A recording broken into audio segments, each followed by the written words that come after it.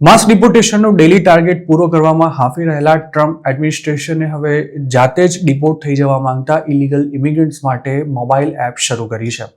CBP-1 નામની આ app એક સમયે મેક્સિકો બોર્ડર ક્રોસ કરી અમેરિકા આવવા માંગતા ઇમિગ્રન્ટ્સને અપોઇન્ટમેન્ટ આપવા માટે યુઝ થતી હતી, જેને ટ્રમ્પે જાન્યુઆરી 20થી જ બંધ કરાવી દીધી હતી.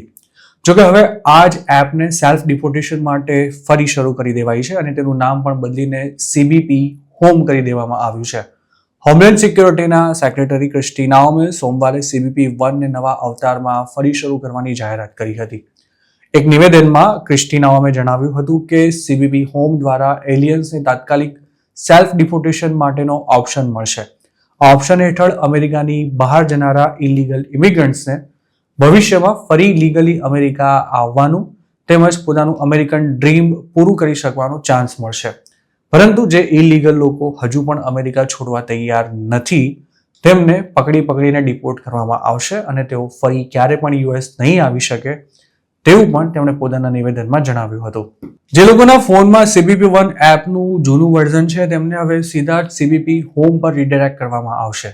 મહત્વની વાત છે કે CBP-1 ટ્રમ્પ 2.0નો સૌથી પહેલો ટાર્ગેટ હતો અને ટ્રમ્પે શપથ લીધા બાદ આપેલા ભાષણમાં મેક્સિકો બોર્ડર સીલ કરવાની જાહેરાત કરી તે સાથે જ CBP-1 એપને પણ બંધ કરી દેવાતા હજારો ઇલીગલ ઇમિગ્રન્ટ્સ રજળી પડ્યા હતા અને તેના દ્વારા જે લોકોએ બોર્ડર પર આવેલા એન્ટ્રી પોઈન્ટ્સ પર અસાયલમ માટે જે અપોઇન્ટમેન્ટ્સ લીધી હતી તે પણ તાત્કાલિક અસરથી કેન્સલ કરી દેવાઈ હતી.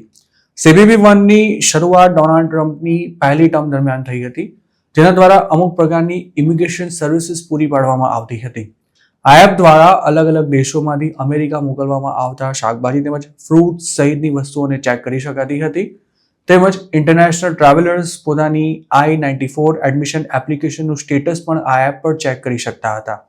જોકે 2023માં બાઇડન એડમિનિસ્ટ્રેશને આ એપનો વ્યાપ વધારીને તેના દ્વારા અમેરિકામાં અસાયલમ માંગવા ઈચ્છતા ઇમિગ્રન્ટ્સને અપોઇન્ટમેન્ટ્સ આપવાનું શરૂ કર્યું હતું અને તે જ સમયે આ એપ ખૂબ જ ચર્ચામાં આવી હતી અને તેનો ઉપયોગ મોટાભાગે લેટિન અમેરિકન દેશોના લોકો કરતા હતા.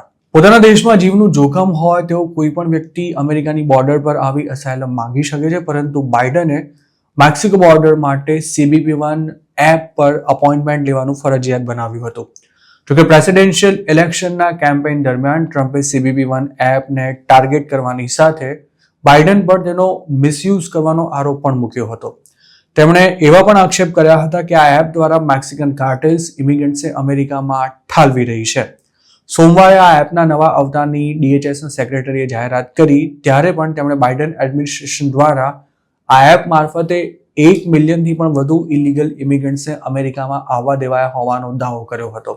ઉલ્લેખનીય છે કે હોમલેન્ડ સિક્યોરિટી ડિપાર્ટમેન્ટે તાજેતરમાં જ લાખો ડોલરના ખર્ચે એક એડ કેમ્પેઇન શરૂ કર્યું છે, જેમાં ઇલીગલ ઇમિગ્રન્ટ્સને અમેરિકા છોડી દેવા માટે વોર્નિંગ આપવામાં આવી રહી છે. તેમજ તેના પોસ્ટર્સ મેક્સિકો સહિતના દેશોમાં પણ લગાવવામાં આવ્યા છે. ટ્રમ્પના સત્તા સંભાળ્યા બાદ અને મેક્સિકો બોર્ડર પર મિલિટરી તૈનાત કરાયા પછી ત્યાંથી થતું ઇલીગલ ક્રોસિંગ રેકોર્ડ લો સ્તરે પહોંચી ચૂક્યું છે અને કેનેડા બોર્ડર પરથી થતું ક્રોસિંગ પણ ખૂબ જ ઘટ્યું છે. જોકે ટ્રમ્પ એડમિનિસ્ટ્રેશન ધીમી ગતિએ ચાલી રહેલા માસ ડિપોર્ટેશનથી પરેશાન છે અને તેની ઝડપ વધારવાના સરકારના કોઈ પણ પ્રયાસો હાલ સફળ થતા નથી દેખાઈ રહ્યા, જેના કારણે આ મામલે પબ્લિકને શું જવાબ આપવો તે ટ્રમ્પ માટે કદાચ આગામી દિવસોમાં મુશ્કેલ પણ બની શકે છે. મહત્વની વાત એ પણ છે કે ટ્રમ્પની સરકાર ભલે અનડોક્યુમેન્ટેડ ઇમિગ્રન્ટ્સને સેલ્ફ ડિપોર્ટેશન લઈ લેવા માટે કહી રહી હોય, પરંતુ કેટલા લોકો તેના માટે તૈયાર થયા તેનો કોઈ આંકડો સરકારે હજુ સુધી જાહેર નથી કર્યો અને DHSના આ કેમ્પેઇનને પણ ખાસ પ્રતિસાદ ન મળ્યો હોવાની શક્યતા નકારી શકાય તેમ નથી.